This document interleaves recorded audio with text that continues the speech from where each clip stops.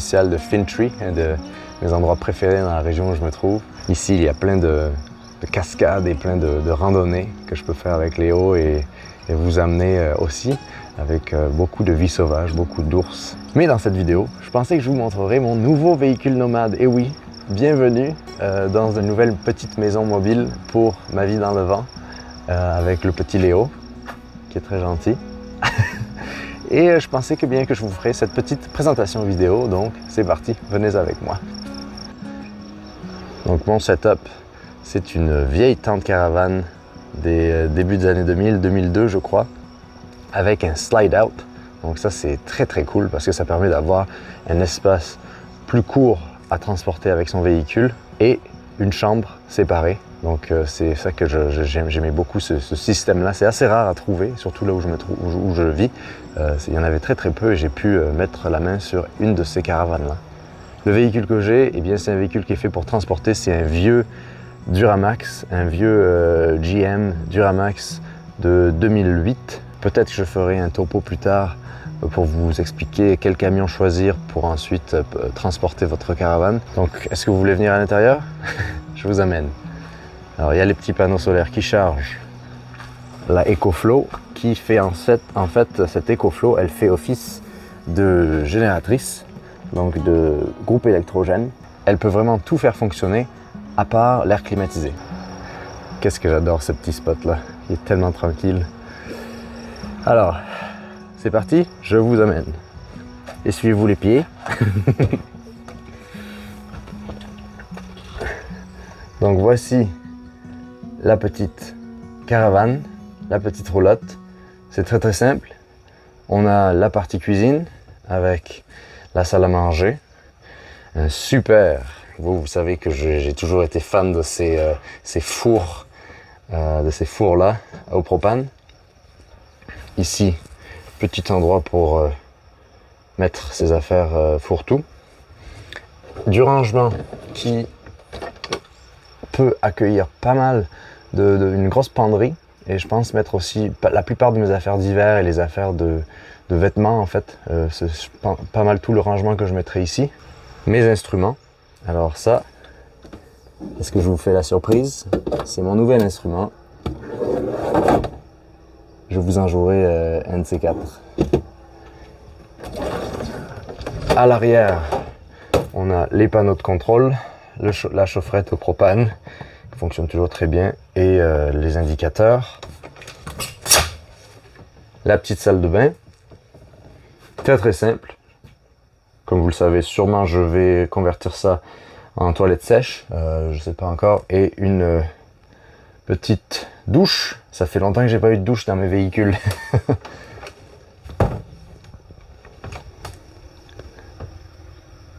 Dans la cuisine, on a un super grand frigidaire. Alors ça fait du bien parce que eh bien, vous savez que je cuisine et que la nourriture c'est vraiment comment on se soigne et c'est comment on vit. Et donc d'avoir un grand frigidaire, ça permet d'être encore plus autonome. Et ce frigidaire, il s'autorégule, donc il consomme vraiment très peu de propane. Ou vous pouvez être en mode électrique si vous êtes plugué ou si vous avez un groupe électrogène. Moi je suis souvent portable, donc j'ai 2 bonbonnes de propane qui me permettent de tenir plusieurs semaines. Plein de rangements dans les hauteurs. Alors ici c'est tous les rangements de nourriture. Un bel évier, des rangements en dessous. Je dois dire que j'adore être à cette place ici qui me permet, eh bien ici je peux travailler avec mon ordinateur et je peux avoir des gens parce que j'ai cette roulotte en partie parce que eh bien j'ai d'autres personnes qui se joignent parfois à ma vie sur la route. Alors ça c'est ma vie privée, mais aussi parce que une roulotte pour moi c'est vraiment l'entre-deux parfait entre une tiny house et un campeur.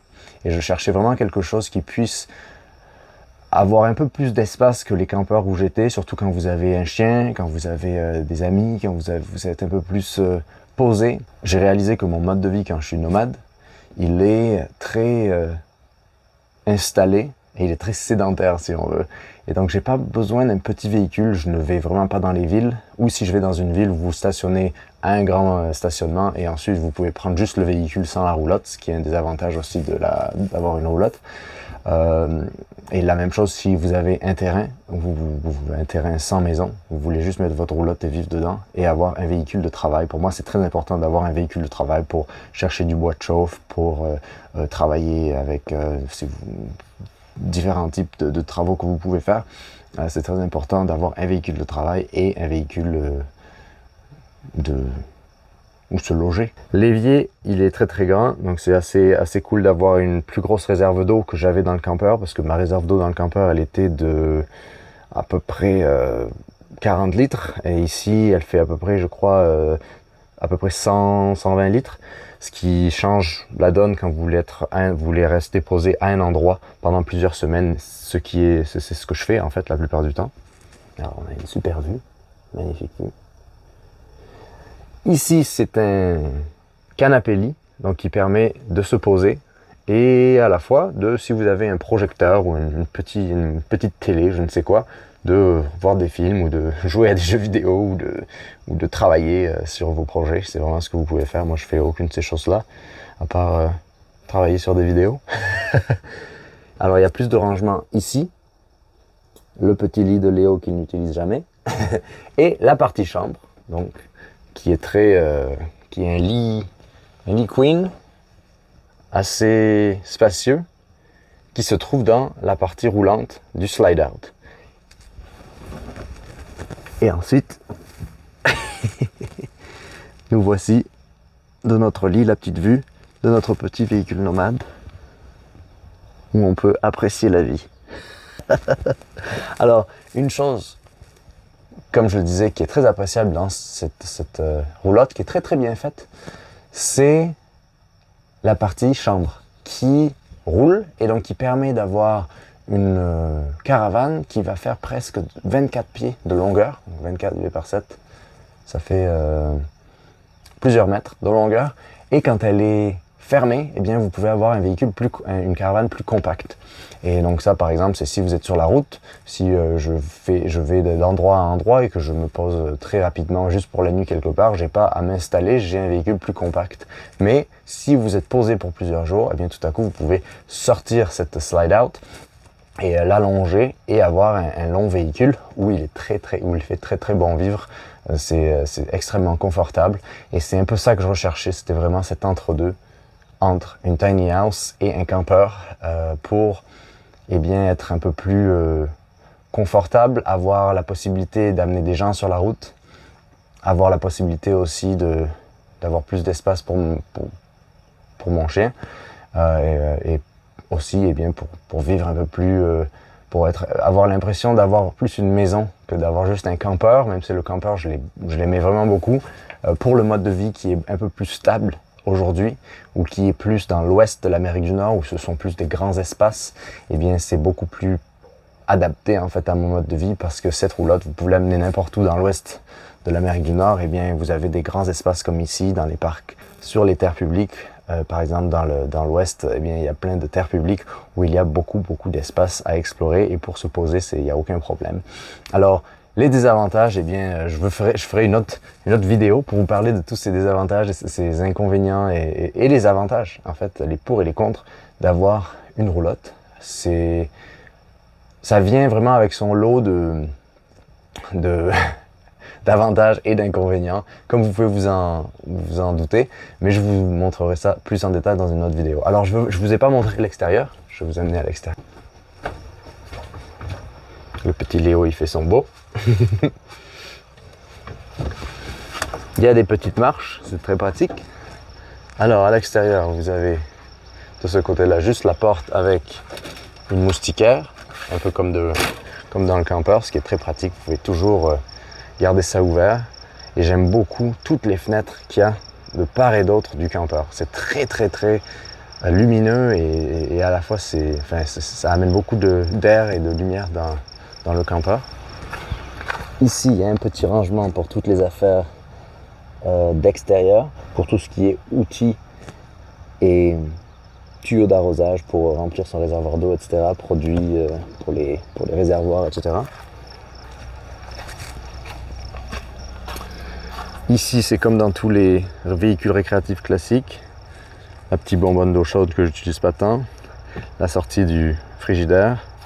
La sortie pour se brancher. Comme je vous disais plus tôt, moi je me branche avec la EcoFlow, donc ça me permet vraiment d'avoir l'électricité dans tout le véhicule sans avoir besoin de refaire le système électrique pour l'instant. Ici, une petite douche auxiliaire et la slide out.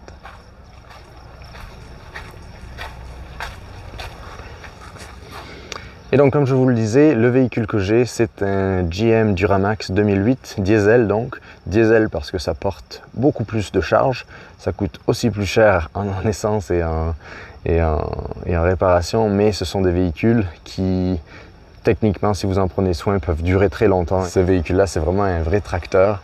Il a 300 000 km. Mais par contre, il fait la job vraiment parce que, eh bien, il peut porter des charges. En fait, il pourrait porter 2 fois le poids de cette roulotte. Et moi, par le passé, j'ai appris qu'il faut toujours avoir des outils qui vous permettent beaucoup plus que ce que vous faites.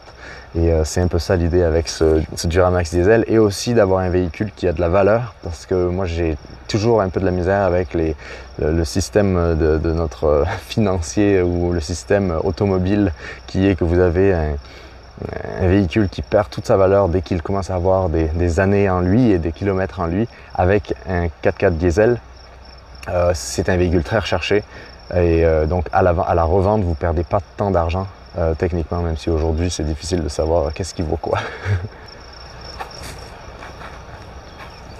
Ai-je oublié quelque chose? Si vous avez une question, n'hésitez pas à me la poser en commentaire et j'y répondrai dans une autre vidéo pour vous montrer un peu les aspects de cette vie en roulotte. Je voulais juste faire cette courte vidéo pour vous montrer le véhicule de ma vie dans le vent qui me permet d'explorer les grands espaces en plus du petit jardin et de la petite base semi-sédentaire que j'ai. Et donc c'est mon système et je pensais qu'il était temps, là on est en été, même si le temps, c'est pas encore un temps estival, mais moi j'adore ça. Je dois dire qu'en fait, ça a été assez un plaisir d'être dans cette roulotte parce qu'il faut dire qu'il ne fait pas chaud et c'est très apprécié parce que l'an dernier, vous le savez, on a eu les dômes de chaleur, on a eu les feux de forêt, enfin les feux de forêt, il y en aura sûrement cette année, mais probablement moins parce que, eh bien, il fait très pluvieux, il fait très température modérée et moi c'est vraiment les températures qui me conviennent le mieux avec juste le soleil pour charger les batteries. Donc voilà, j'espère que ça vous aura intéressé de voir un peu ce nouveau véhicule, hein, après la Tiny House, après les campeurs et les différentes mobiles. Et bien ça, voilà un autre véhicule nomade pour d'autres aventures. Et bien je vais vous amener avec moi dans toutes ces aventures. Portez-vous bien et à la prochaine. Bye!